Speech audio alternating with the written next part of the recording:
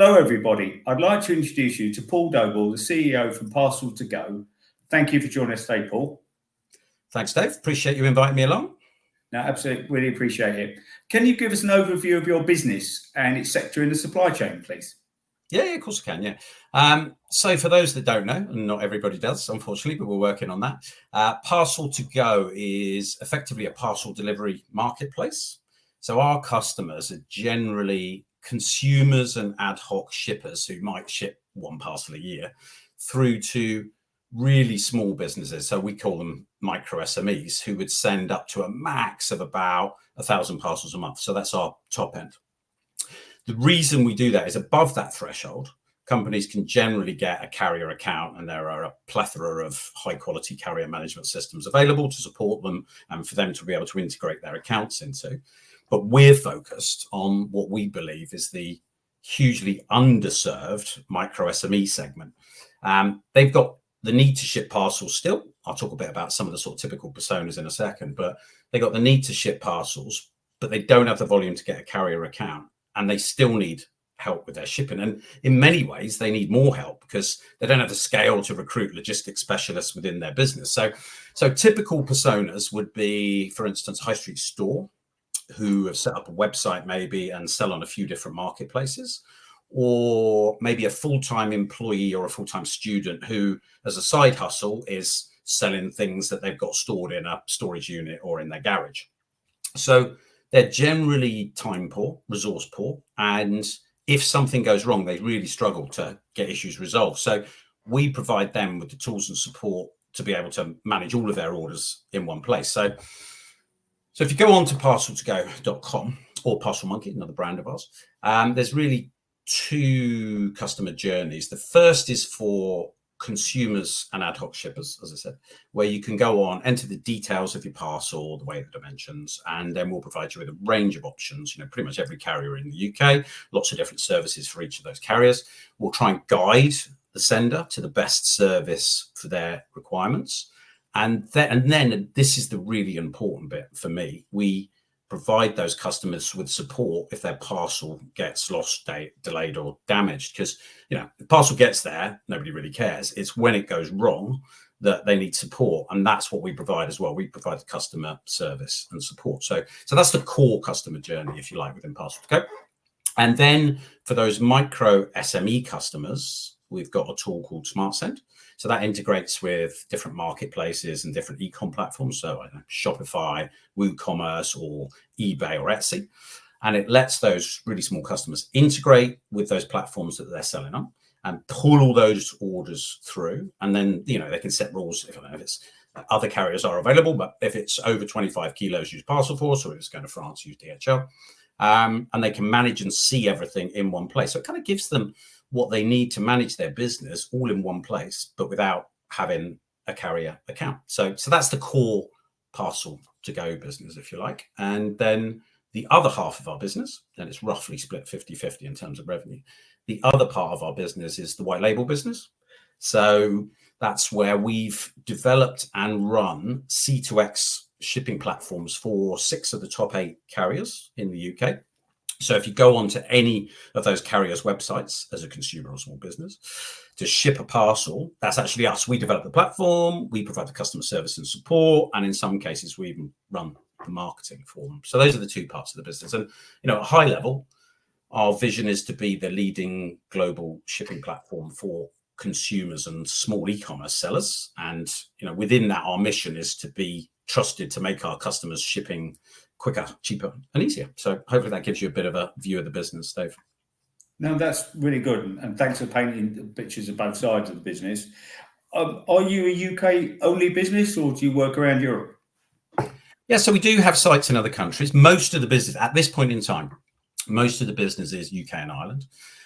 Within Parcel Monkey, we do have platforms in the USA and then France, Germany, Italy, Spain, Netherlands, Belgium as well. And Parcel2Go has got sites in Ireland and Spain. But we are looking to expand outside of the UK more now. If you take a step back and look at the development of e-commerce within the UK, it's way more advanced than most other countries. So for us, there's a significant opportunity to take that expertise that we developed in the UK and to then replicate that elsewhere. If you look at some of the numbers, I think the UK's average parcels per household, so to get this right, is 181 parcels per household per year. Germany's around 100, France, Italy, Spain around 50 to 60, something like that, and UK 181. And then the other key metric that I was looking at recently is internet retail sales as a percentage of total retail sales, excluding food, obviously. So how much of what's sold through retail goes through the internet? UK is 32%. And again, France, Germany, Spain, around 11 to 12%. Now, they will get to where we are now, but clearly there's an opportunity to support companies in those countries, and again, consumers, prosumers, micro SMEs, to then grow their businesses. So I absolutely believe there's an opportunity for us to take that expertise we've developed in the most advanced e-com market in the world, pretty much, to other countries, particularly around Europe, though. Yeah, it's when you talk to everyone in e-commerce, the UK is a very developed and mature market compared to lots of other marketplaces, including drop-offs, Pudos, etc., etc. So it's a very interesting model, and it makes sense to replicate that and mirror it across other parts of the country. Not that the UK is not important. Absolutely, UK continues to be important as a key market for us, just that there's an opportunity to take that expertise we've developed in the UK and apply it elsewhere. No, very good, very good. And what brought you into the lovely logistics world? Me personally? Yeah. So my first job post-university, back when there was milk round, I don't know if there still is a milk round now, but anyway, back in those days, was working for ICL, International Computers Limited, which doesn't exist anymore. It was bought by Fujitsu many years ago. I worked within their contract logistics and software services division. So this is my first introduction to logistics. And this was back when software, this seemed weird to the younger generation now, couldn't be downloaded. Software was a big chunky box with massive manuals and tapes or discs within it. So I was part of a team of business development executives, made me feel very important, Dave, selling this logistics capability to other tech businesses around the world. So over the next 10 years, I worked in the UK, India, and then ran the US division for 4 years before moving back to the UK in 2000. So that's my first stint. I then went off and spent a few years selling IT services, including places like BT Global Services, but then came back to logistics. And this was when my first role in the parcels sector that I joined DX in around 2007 as Chief Sales and Marketing Officer. That's when I really developed my passion for the parcel sector, which some people think is weird, but we genuinely, there's a lot of us that are very passionate, as you know, Dave, about the parcels business. Yep. And as a team, we went through quite the transformational journey, moving DX from what had originally been the document exchange, moving documents around for the legal sector, to a bona fide parcel carrier. I listened to your podcast with Paul Ibbotson with interest the other day. I know you were talking about irregular dimension and weight, but it was just interesting to see the future and the continued transformation of DX. So I worked at DX, Chief Sales and Marketing Officer, and then more recently joined Parcel2Go in December 2021, which obviously we talked around. So I've always had roles that have either been in logistics or in technology, or in several cases, including my current job, both technology and logistics, which, they're becoming increasingly entwined, those two anyway. Yeah, absolutely. Absolutely. Yeah. So thanks for giving us a good overview of your business. What are the current challenges in your marketplace at the moment? Yeah, I mean, obviously looking specifically at the areas that we're focusing in with those consumers, micro SMEs. Clearly, there've been a number of challenges. There was a period during COVID, before my time, but a period during COVID when nobody could go anywhere. So everyone was shipping a parcel, and clearly there was a lot of growth in the C2X traffic. So Parcel2Go have been a very successful business. They've grown and grown and grown over the years since sort of 2000 on. And then there was a huge increase. And there were a lot of businesses at that point in time that had a hypothesis. Nobody thought all of that would stick, but a lot of people thought a significant proportion would stick, and it didn't, not just for us, but for a number of people. So long-term growth is still healthy, but obviously if you look at that spike, the volumes came down. That was then compounded in, I think it was January 22, when the new trading rules were introduced post-Brexit. And I've seen some numbers recently. A recent survey, I think it was the British Chamber of Commerce, found half of small businesses find it harder to export to the EU. And I think there was another that said 20,000 small businesses have just stopped exporting to the EU since the changes in the Brexit rules. And that's because the small businesses are disproportionately affected. They don't have the resources or time to deal with the challenges that they face in terms of exporting. Bigger exporters, there's plenty of data to show bigger exporters are back to where they were pre-Brexit. It's the smaller ones that really are struggling to export. So that's been a particular hit. We've seen EU volumes drop significantly. And when we've spoken to some of those customers, I try and speak to some customers every month. We speak to a lot of our customers. They said we just stopped. It was just too difficult. So that challenge, I think, in particular, Brexit was a challenge. Now that creates opportunities as well. We've developed solutions to help small businesses exporting to the EU. So things like delivered duty paid services, where you can prepay for the duty so that you don't have the issues of it getting stuck in customs and then asking the recipient to pay the duty. Support for the sender. These guys aren't experts. Support for the senders in picking the right HS code, so they've got the right codes for that shipment. So try and make it as smooth as possible. So it created an opportunity, but at the same time, if people just aren't exporting, then that volume's just not there. So I'd say those were the big challenges that we face. No, thank you. And maybe this is tied into it, but what do you see as the biggest opportunities for your sector in the next sort of 3 to 5 years? Yeah, coming back to the Brexit point, I think that's an opportunity. I think that there's an opportunity to get those small businesses in the UK exporting. We're already seeing that starting to come back. So we've done a lot of work around supporting those customers, as I said. So that's definitely an opportunity for us. And look, if you look at that micro SME segment, the bit that sits below the volume that they need to get a carrier account, that's a fast growing sector. I think overall the global e-commerce market is supposed to reach like $5 trillion by the end of 24, something like that. But SMEs are significantly contributing to that growth. And in particular, I think something that the numbers, there's not clear numbers in particular on micro SMEs, but if you take SMEs more broadly, in e-commerce, they're seeing an average annual revenue growth of 15%. So that SME sector that we're focusing on is growing rapidly. So that's a good opportunity for us to try and help them to grow, and then obviously to grow with them. That's fantastic. And likewise, what are on the opposite side of the positives, what are the threats for your sector in the next 3 to 5 years as well? Yeah, if you look a bit more broadly, I mean, everyone talks about AI, right? And I think there's a stat somewhere that only about 5% of companies actually using AI properly at the moment. But AI is definitely a threat for us. I mean, AI can't, not right now anyway, replace the physical delivery of a parcel. But in terms of the sort of technology and support we provide to smaller customers, there's a threat, I think, with AI. The team work very closely looking at the impact of AI. If you start to go on Chrome now, you'll start to see the AI generated test in terms of results search. So could AI point a customer towards a service to ship a parcel? Possibly. Could AI help that customer if it gets lost, delayed, or damaged? Absolutely not. So that's going back to my earlier point. That's really important for us. That support that we provide to those customers is hugely important, because if they're trying to get support from a carrier, the carriers are geared up for supporting a relatively small number of big volume shippers like, I don't know, John Lewis or a PC World, where they've got a few distribution centers, high volume out of those distribution centers.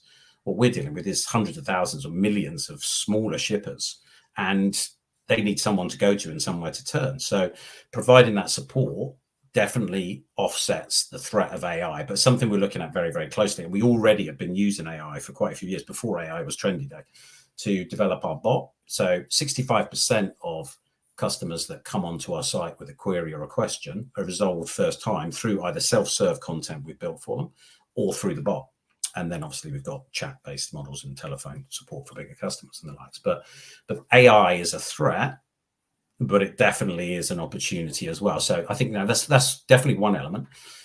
Another one specific to us is the marketplaces themselves. So obviously eBay, Etsy, but others are available. Now, they've started to sell shipping services direct to senders themselves, which is great And again, I know I keep harping back to it, but I did say at the beginning, the most important bit of what we do is the customer service and support. So again, no one cares. Parcel gets delivered, everyone's happy. 95% of the times parcel gets delivered. In those 5% of instances, give or take, where it gets lost, it gets delayed, and the recipient saying, where is it? It gets damaged and they need to claim. In those instances, it's really hard, again, for the sender to then contact someone either within the marketplace or within the carrier to support them in that. And that's starting to surface now. If you look at Trustpilot reviews on marketplaces and the likes, those issues are starting to gain momentum. There's a lot of noise around those challenges. So marketplaces shipping themselves is potentially a threat, but again, creates an opportunity because especially with customers who are sending across multiple marketplaces and an e-com platform like Shopify, we can provide them with the support that they need. So yeah, those are two big sort of future threats, I think, AI and marketplaces. But again, both can be mitigated, and in fact, both can be turned into opportunities, I think. No, thank you. And AI is one of those things everyone's talking about, but I don't think we've all either really understand it or can see into the future how it will evolve or change the whole world and our sector, of course. So yes, it's a very interesting one. What are people in your sector not talking about, but perhaps they should be? Yeah, I think if you look at where we sit, that you've got B2C and B2B dominates, and even more so B2C these days, but business to business and business to consumer parcel delivery still dominates the industry. We work in C2X effectively, so consumer to business or consumer to consumer. Our micro SMEs would generally consider themselves sort of individuals and consumers, not necessarily businesses. So by C2X, I mean very small business or consumer. And that category of shipper and sender is not very well served. Partly, as I said, if you look at the way the carriers are set up, they're very good setup in terms of, field-based account managers, telephone account managers, telephone customer support for your John Lewis's and your PC Worlds. But what they aren't very good at is hundreds of thousands or millions of smaller shippers. And that's a big opportunity for the carriers to tap into what I said is a 15% growth rate in those micro SME shippers. So I think there's not enough focus on the support that those customers need. And sometimes, it's easier, as I said, to do it through self-serve, create the right content on your website, to create a bot so they can automatically resolve their issues. Most customers are much more happy to be able to automatically resolve a claim or something along the lines of an under declaration where they've said it was a kilo accidentally and it was 7 kilos. So these things are much better resolved automatically through some clever content, through some clever automation, and potentially through chat, because you can deal with much more customers. But that's definitely a C2X market is definitely underserved, and not enough is spoken about to try and help those customers and support them. Clearly, we're doing our bit, and others are. But I think everyone needs to take a bit of a step back and say, how can they best be helped?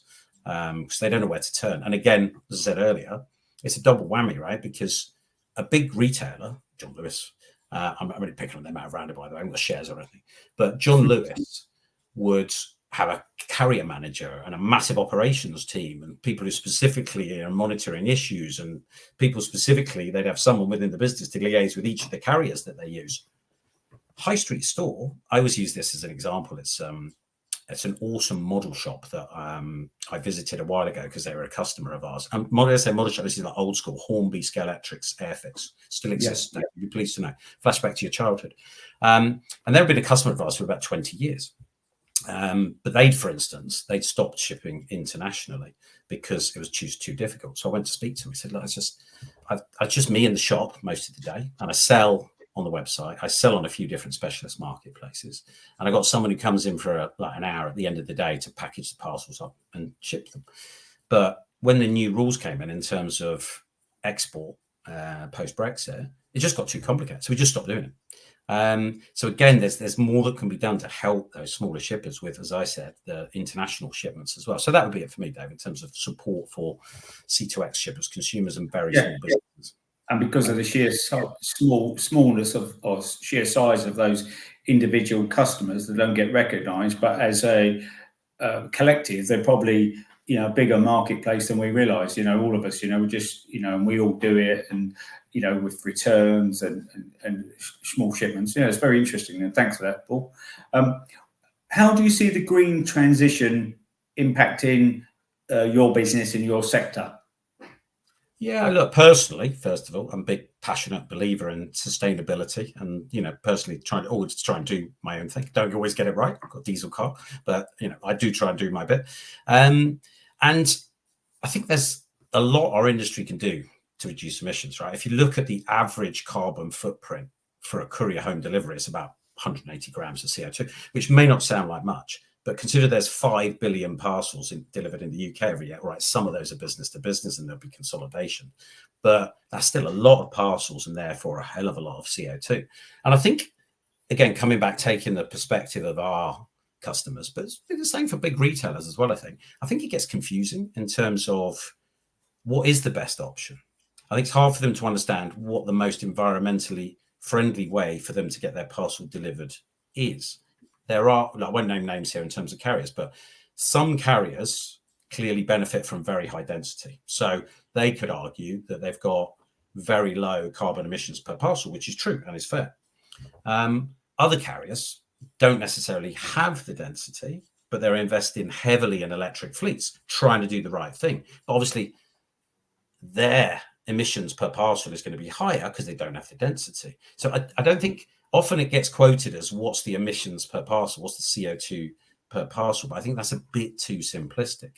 And it's difficult then for those that don't have the density to then demonstrate the great work that they are doing. So I don't know the answer yet, but I've been pushing my team to try and work out a way in which we can help consumers and point them towards the most environmentally friendly solution. We did a test recently, and it was amazing how many people did switch and select, which wasn't necessarily the cheapest, but the most environmentally serviced. So it's not something we cracked yet, because I said it's too simplistic to just say CO2 emissions per parcel.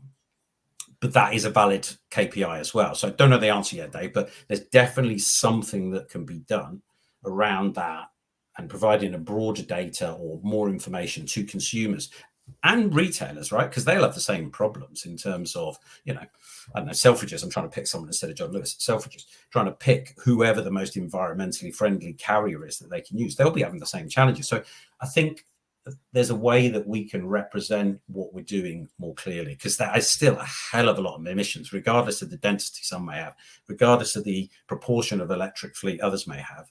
There's still a hell of a lot of emissions coming out of the parcel sector. So there's a lot we can do, I think.